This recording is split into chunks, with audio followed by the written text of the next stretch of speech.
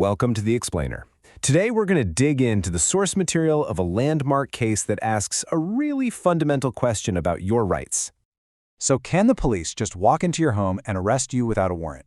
I mean, it's one of the most basic questions about our rights, right? Well, a single, really dramatic case put that question to the ultimate test, and it completely changed the game for police power versus individual rights here in Canada. Okay, so let's set the scene. The year is 1991. The place? A tiny, remote town called Likely, British Columbia. We're talking maybe 300 people. And what happened here in this isolated community was so huge it would end up sending shockwaves all the way to the Supreme Court. So police get a call and arrive at a pretty gruesome scene. An 85-year-old man, Frank Boyle, has been beaten to death inside his own home. And according to the investigators, there was blood just everywhere. All right, so the investigation kicks off, but they don't have a lot to go on. Just a couple of key clues. The victim's red Datsun truck, found crashed in a ditch nearby. And inside the house, they find a pack of Sportsman cigarettes.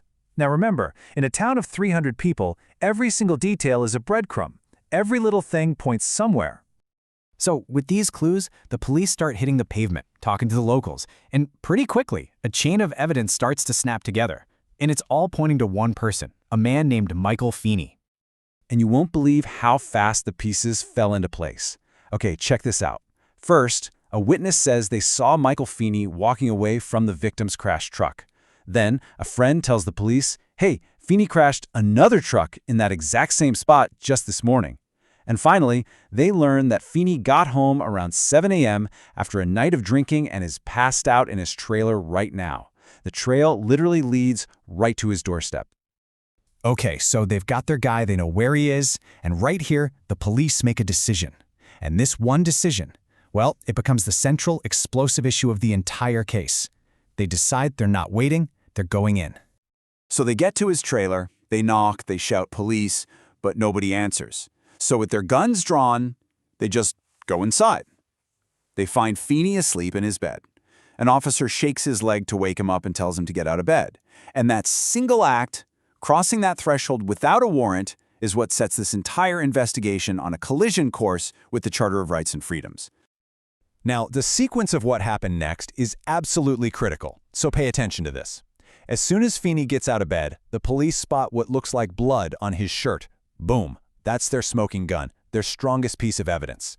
So they arrest him right there for the murder of Frank Boyle.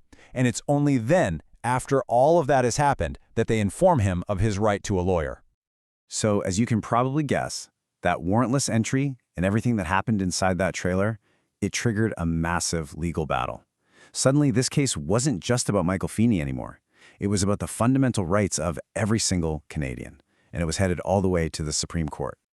So what this case really boils down to is a clash of two giant principles in our justice system. On one side, you've got the police, who have a duty to investigate this horrible crime and secure evidence before it disappears. But on the other side, you've got the individual's right to privacy and security inside their own home. Which one wins? The first big charter right on the line here is Section 8.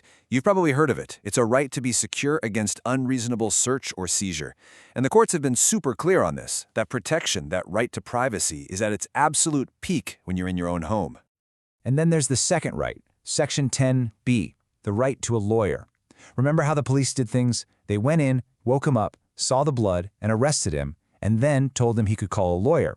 That delay, that specific order of events, raised a huge red flag for the court. It all comes down to this one question, really. When did Feeney's detention actually start? Was it the second that officer touched his leg and ordered him out of bed?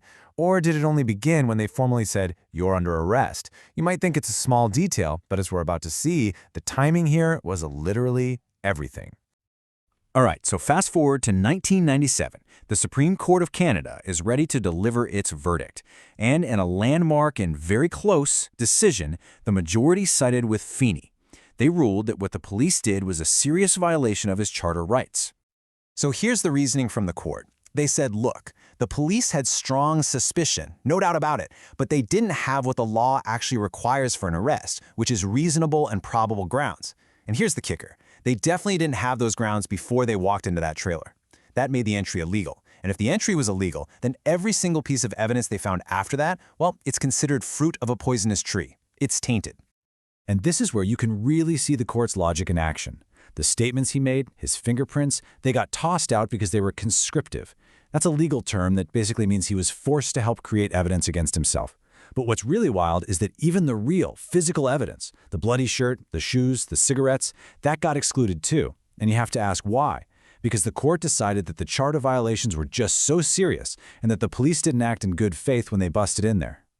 And with that one decision, the Supreme Court basically created a powerful new shield for all of us. The ruling set a new, higher standard. From now on, police have to get a specific warrant before they can go into a private home to arrest someone, and that new rule became known as a Feeney warrant.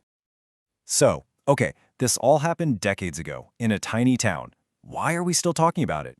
Why does it matter so much to you and me right now?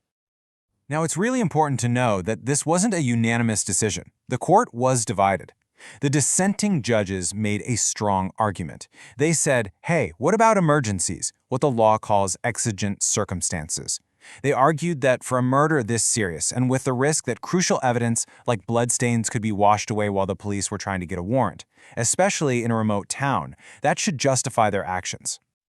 But at the end of the day, the majority opinion won out, and their decision in 1997 drew a very firm line in the sand. It set the precedent that protects the privacy of our homes right up to this very day. So here's the main takeaway, the thing to really remember. The Feeney case cemented the idea that your home isn't just another location. Under the law, it has the absolute highest level of privacy protection. The police can't just come in to poke around or to confirm a hunch. They need to have the legal grounds to arrest you before they even think about stepping over your doorstep. And what's so incredible is that to make their point, the Supreme Court reached all the way back through the centuries to a legal principle from a case in 1604. And it just goes to show you that old saying, "a man's home is his castle," it's not just a phrase, it's a cornerstone of our freedom. And thanks to this case, it's a right that's protected by the highest court in the land.